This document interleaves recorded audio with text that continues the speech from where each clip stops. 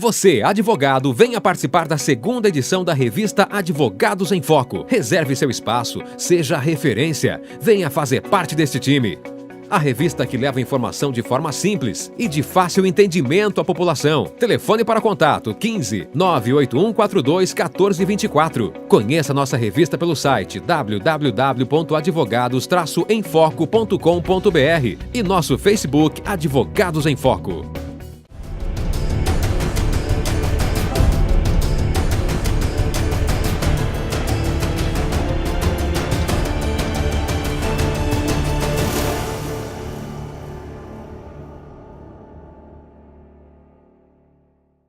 Olá, amigos. Mais uma vez estamos aqui com o programa O Veredito. Desta feita trazendo uma estudante de Direito, a Priscila Sena, que, como todos sabem, principalmente aqueles que são estudantes de Direito, aqueles que são advogados, né, para se tornar uma estudante de Direito, primeiramente a pessoa tem que fazer um ensino fundamental, o básico, e depois vai fazer um vestibular para ingressar numa faculdade.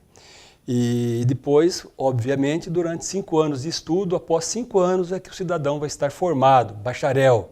Uma vez formado, se quiser seguir a carreira de advogado, terá que prestar exame na ordem, né, na Ordem dos Advogados do Brasil, na OAB, que todo mundo conhece pela sigla, para se tornar um advogado. E aqueles que pretenderem seguir outras carreiras, se for carreiras de natureza jurídica, como por exemplo o Ministério Público, delegado, juiz de direito, a necessidade de exercer a advocacia por um determinado período. Bem, o que interessa mesmo para nós hoje é que nós estamos recebendo a ilustre figura de uma estudante de direito, uma pessoa extremamente batalhadora, está no 4º ano de Direito do curso de Direito da Exanc, que é uma escola de referência aqui na cidade de Sorocaba.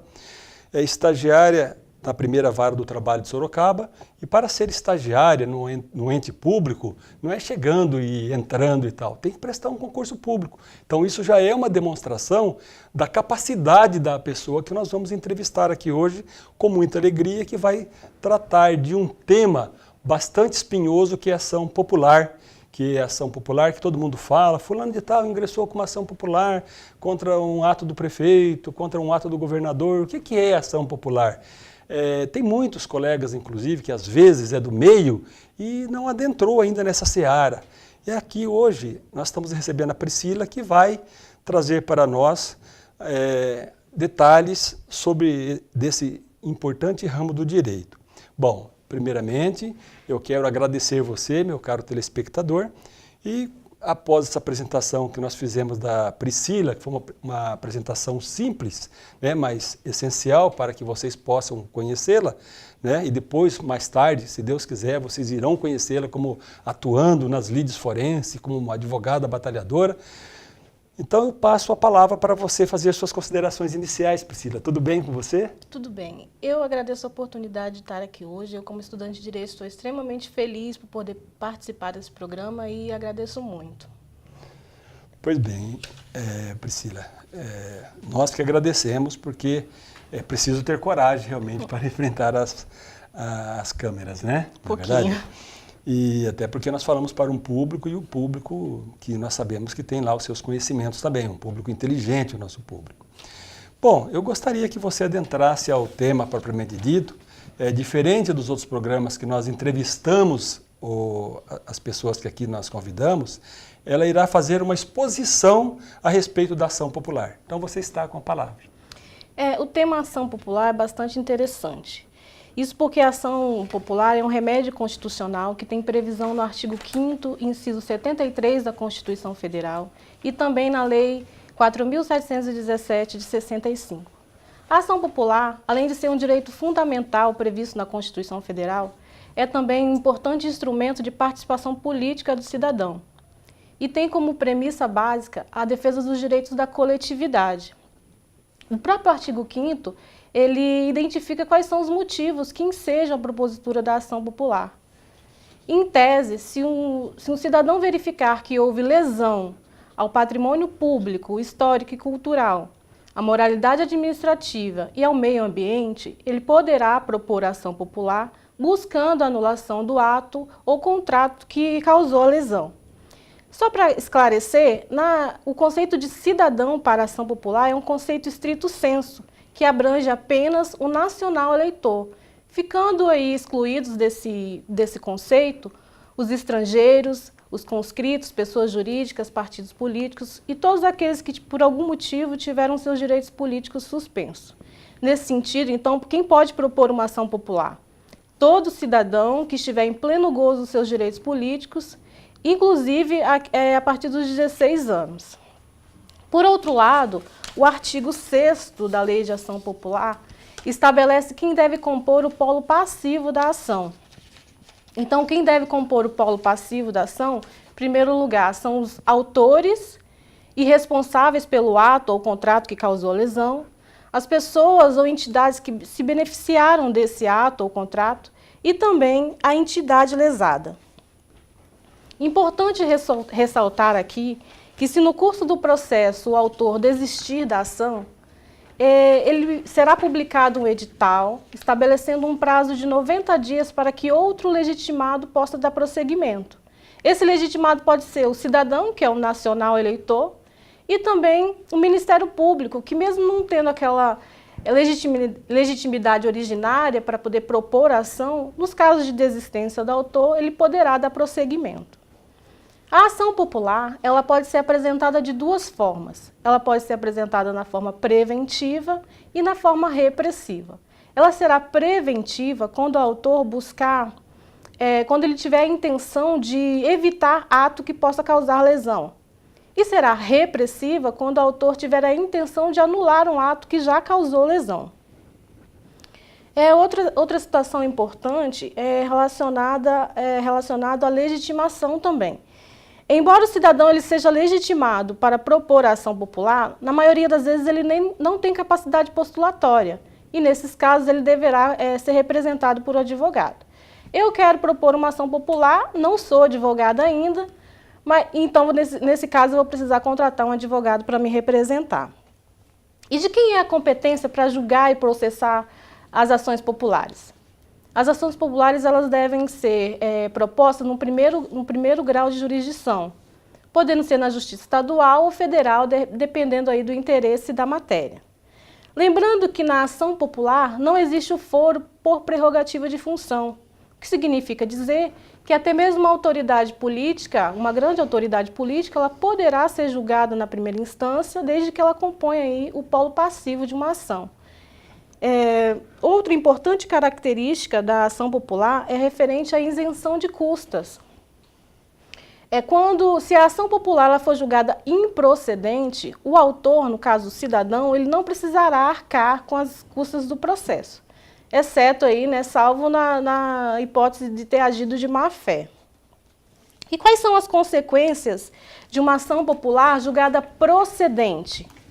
As principais consequências de uma ação popular julgada procedente são, primeiro, a declaração de nulidade do ato impugnado. O ato que eu pedi anulação, ele vai ser declarado nulo. E segundo, a condenação dos réus ao pagamento de custas processuais, honorários advocatícios, despesas que o autor teve durante o processo e também perdas e danos. E quais são os efeitos que uma sentença de ação popular produz? Em regra, uma ação popular ela produz efeitos, sendo procedente ou improcedente, ela produzirá efeitos de coisa material julgada erga omnes. O que significa dizer que se encerra o assunto ali e a sentença ela valerá para todos. Existe uma exceção quando tratamos de sentença julgada improcedente por falta de provas. Quando a sentença é julgada improcedente por falta de provas, só fará coisa julgada formal, o que significa que se surgirem novas provas posteriormente, outro cidadão poderá intentar com a ação popular, tendo os mesmos fundamentos, desde que tenha aí novas provas. Eu separei aqui algumas peculiaridades processuais que considero importantes na ação popular. A primeira delas é a possibilidade que a lei garante ao cidadão de buscar junto aos órgãos e entidades informações, certidões que possibilitem aí o ajuizamento da ação. Porque nós sabemos que toda ação, ao ser proposta, ela deve ser devidamente documentada. Então, para facilitar aí a vida do cidadão, a lei confere a ele esse direito, essa garantia de buscar junto às entidades documentos, certidões que facilitem aí o ajuizamento dessa ação. A segunda observação é em relação à concessão de liminar.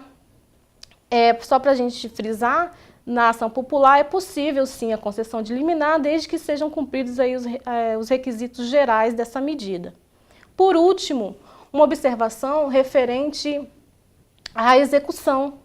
O artigo 16 da Lei de Ação Popular estabelece que se for dada a sentença procedente na segunda instância e no prazo de 60 dias não for promovida a execução, o Ministério Público deve intervir, promovendo a execução no prazo de 30 dias, sob pena de falta grave.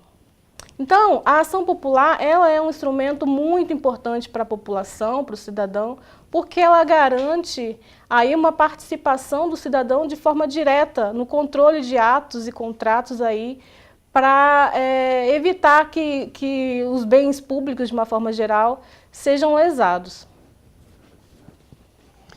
Bem, prezada amiga, né? Priscila Senna, sobrenome do saudoso, né, Ayrton Senna. Você foi muito bem, realmente deu para entender tranquilamente as questões que era para você colocar. A gente, antes desse agradecimento, porque nós vamos ter continuidade depois com outro aluno da mesma escola, né, eu vou apenas dizer aqui para o público, para o povo, porque o advogado, o estudante de direito, ele sabe. Quando ela fala em capacidade postulatória, é a capacidade da pessoa postular em juízo, que isso é deferido apenas ao advogado, ao inscrito na Ordem dos Advogados do Brasil. Primeiro grau de jurisdição, quando ela falou, e vocês lembram bem disso, é que as coisas são assim. O primeiro grau de jurisdição é na comarca onde você está baseado. Então, se o ato começaria aqui em Sorocaba, na Justiça Estadual ou na Justiça Federal, dependendo da questão discutida. Se é alguma coisa ligada à municipalidade ou ao Estado, não é, Priscila? Então seria na esfera aqui estadual, na comarca de Sorocaba. Ou de uma outra cidade, qualquer que seja. Primeiro grau é da comarca. Depois da decisão, né, depois da decisão que é dada pelo juiz, procedente ou improcedente de ação, cabe à parte entrar com recurso para o segundo grau. O que é o segundo grau? São os tribunais. E assim vai se caminhando até chegar nos tribunais superiores. E como muito bem salientado aqui, a ação popular é o mais legítimo instrumento que existe a favor da cidadania. Porque qualquer um do povo, ele percebendo que é um ato lesivo à administração pública, que vai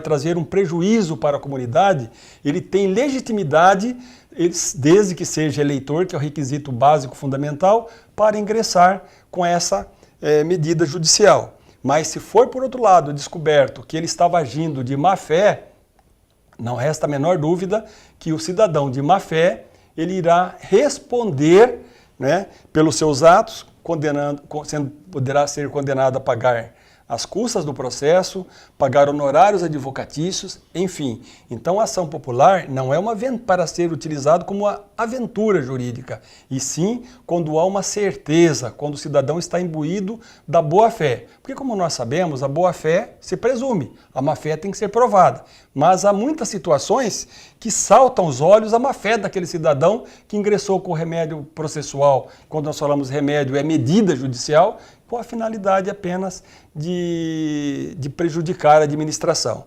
Essa é a questão, algumas considerações que gostaria de fazer, e quero agradecer aqui a Priscila Senna pela sua coragem de vir aqui e dar um recado tão bom como este, e dizer que nós vamos para um rápido intervalo e nós retornaremos daqui a pouco, Priscila, até porque você já fez os seus agradecimentos logo de início.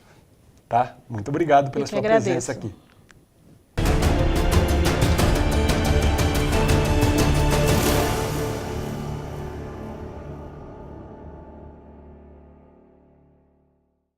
Entretenimento, informação, bom humor e música. Muita música. Ipanema, ouça. When I see you again.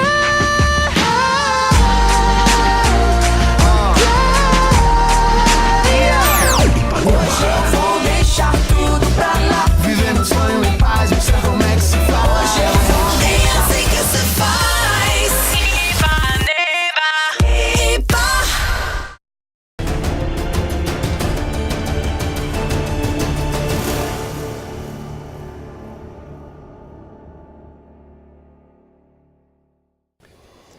Bem, dando prosseguimento ao programa de hoje, né, o Veredito está trazendo aqui mais 2 alunos da Exanc, que é o Lucas Domingues, que ele irá fazer uma breve exposição para todos nós. Mas antes disso, ele irá fazer umas considerações iniciais. Tudo bem, Lucas? Bom, doutor, primeiramente eu gostaria de agradecer o convite, é uma satisfação estar participando aqui do programa. Programa que tem feito sucesso muito bacana aqui na nossa cidade, né? Muitos profissionais passaram por aqui. É uma satisfação estar aqui falando, principalmente agora, do mandato de junção, e que é um tema pouco conhecido pelos estudantes, pela mídia, pelos profissionais, e tem uma lógica que eu vou explicar daqui a pouquinho. Perfeito. É justamente por isso, meu caro Lucas, que você, para nossa satisfação e alegria, você se encontra aqui. De modo que, ao contrário do que nós fazemos em outros programas com entrevistas, aqui nós fizemos um formato diferente. Nós abrimos as câmeras para que o estudante ele possa defender a sua tese, falar sobre o seu tema. Então, Lucas, você está com a palavra. Então vamos lá. O que seria o mandado de junção? O mandado de junção, ele é um remédio constitucional, uma garantia constitucional. O que significa isso? Significa que ele é um instrumento que visa sanar a ausência de norma regulamentadora. Como assim? Existem alguns direitos na Constituição, como, por exemplo, o direito de greve dos servidores públicos. Ele está previsto no artigo 37, inciso 7, e diz que o servidor público ele tem a opção de gozar da greve, mas desde que ele observe os ditames de uma lei própria. Ocorre que essa lei própria nunca foi editada. Então, para não inviabilizar esse direito, a Constituição fornece aos administrados, ao público, à população, a opção de ingressar com mandado de junção para sanar a ausência dessa norma regulamentadora para que ele possa gozar da greve. A doutrina costuma classificar essas normas constitucionais, que não são auto-aplicáveis, como normas constitucionais de eficácia limitada. Enquanto o Poder Legislativo não exerce seu poder legislativo e não edite essa norma, tem outro nome técnico, que é chamada Síndrome da Inefetividade das Normas Constitucionais. Mas como eu disse no início, o mandado de junção ele é pouco conhecido por parte dos estudantes, dos profissionais, e tem uma lógica. Isso porque ele era o único de todos os remédios constitucionais que não possuía uma lei própria. Então, por ironia, o mandado de junção ele serve para sanar a ausência de norma regulamentadora, mas nem ele mesmo tinha norma regulamentadora. Até que no último mês de junho entrou em vigor a Lei 13.300, e ela veio consolidar em um único instrumento normativo todas as questões jurisprudenciais que regulavam o mandato de junção. Então, e o que diz a Lei 13.300, né, que veio consolidar todo esse procedimento do mandato de junção? A lei afirma que para propor um mandado de junção, para ter legitimidade ativa, nós temos 2 hipóteses. Pode ser um mandado de junção individual e um mandado de junção coletivo. No caso do mandado de junção individual, qualquer pessoa pode propor, uma pessoa natural ou pessoa jurídica. Enquanto que para o mandado de junção coletivo, a lei foi muito inteligente, porque ela pegou os mesmos legitimados do mandado de segurança coletivo. Quais são eles? São os partidos políticos, com representação no Congresso Nacional, as entidades de classe, organizações sindicais e as associações. Mas, além destes, a lei trouxe 2 novidades, que são as legitimidades ativas, tanto do Ministério Público quanto da Defensoria Pública. Mas eu acredito, sinceramente, que a maior novidade da Lei 13.300, acerca do mandado de junção, seja quanto à sua decisão, quanto à eficácia da decisão. Isso porque, ao longo dos anos, as decisões em mandado de junção foram evoluindo. O Supremo Tribunal Federal, ao julgar mandado de junção lá nos primeiros anos de vigência da nossa Constituição, lá nos anos 90, no início dos anos 2000, ele não concedia o direito. O que acontecia? O indivíduo impetrava o mandado de junção para assegurar um direito previsto na Constituição e o Supremo Tribunal Federal ele não concedia o direito. O que ele fazia? Ele constatava que existia um direito constitucional, que você precisava de uma norma infraconstitucional, de uma lei ordinária, uma lei complementar. Ele constatava que havia essa necessidade, mas ele não concedia o direito. O que ele fazia? Ele identificava e apenas notificava o Poder Legislativo. Ele enviava um ofício notificando o Poder Legislativo, vocês precisam fazer essa norma. Só que essa decisão não é, do ponto de vista técnico, não é uma decisão efetiva, porque o administrado, o indivíduo, ele acaba ficando à mercê do Poder Legislativo. Então, o STF, ao longo dos anos, ele percebeu que ele precisava ter uma posição mais efetiva.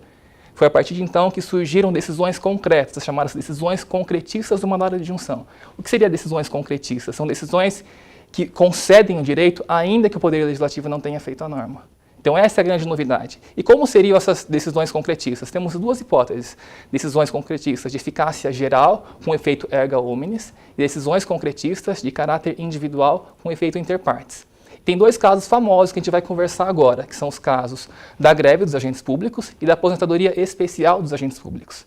Bom, falando da aposentadoria, a Constituição previu lá no artigo 40, parágrafo 4º, inciso 3, que alguns servidores públicos que exerçam funções prejudiciais à saúde ou à sua integridade física, como o pessoal que trabalha com vacinas, agentes penitenciários, eles têm a possibilidade de ter uma aposentadoria especial, uma aposentadoria diferenciada, mas desde que haja uma lei complementar própria.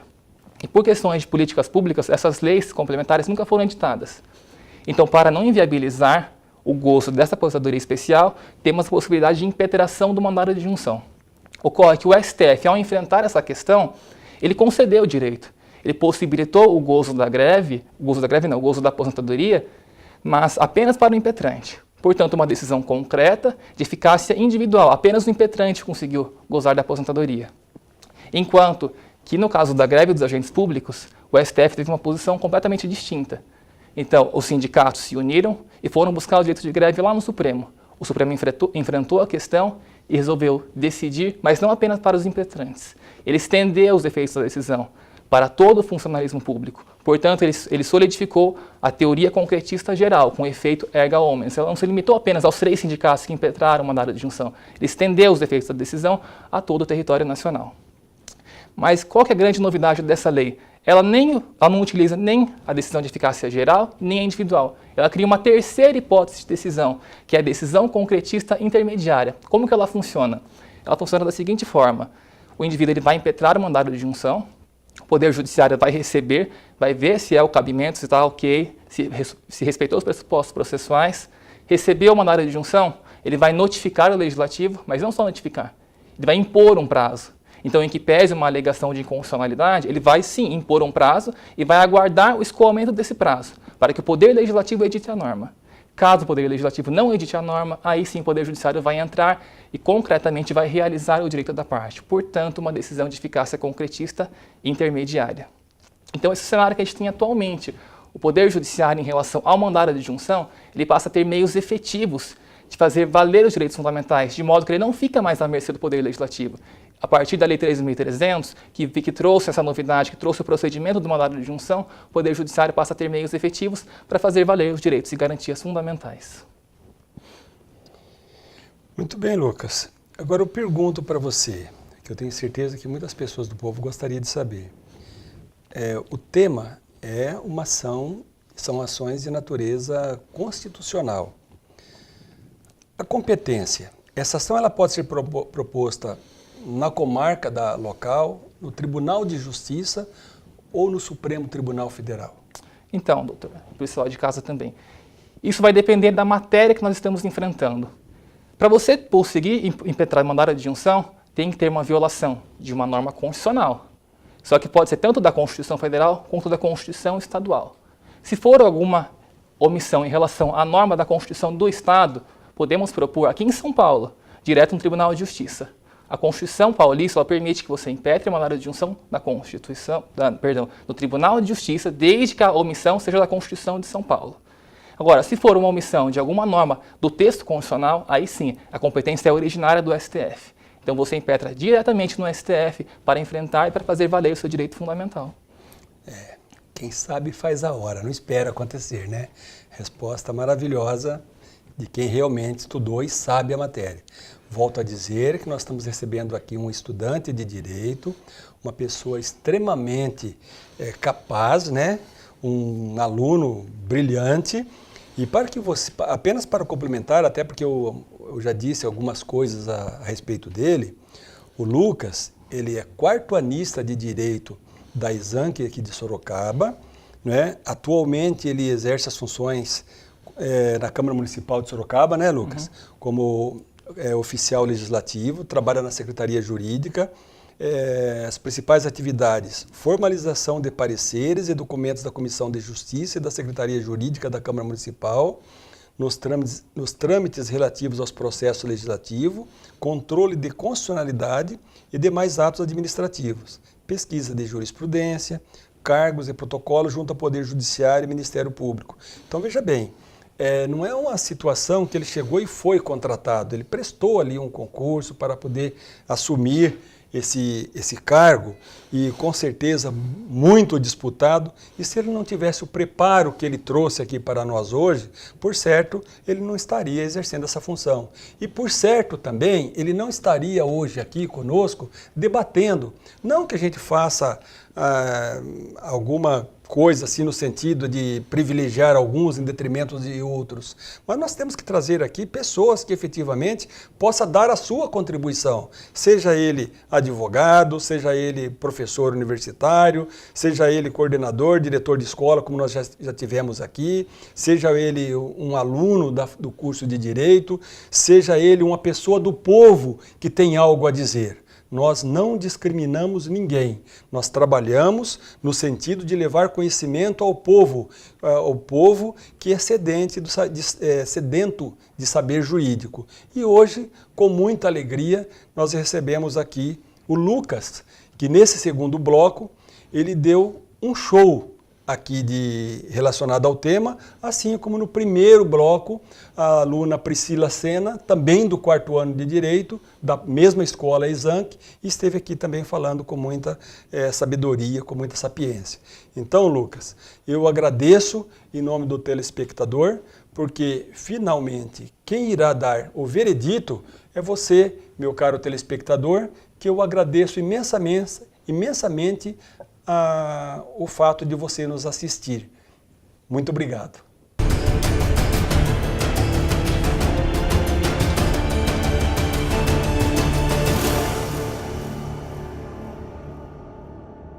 Você, advogado, venha participar da segunda edição da revista Advogados em Foco. Reserve seu espaço, seja referência, venha fazer parte deste time. A revista que leva informação de forma simples e de fácil entendimento à população. Telefone para contato 15 981 42 1424. Conheça nossa revista pelo site www.advogados-emfoco.com.br e nosso Facebook Advogados em Foco.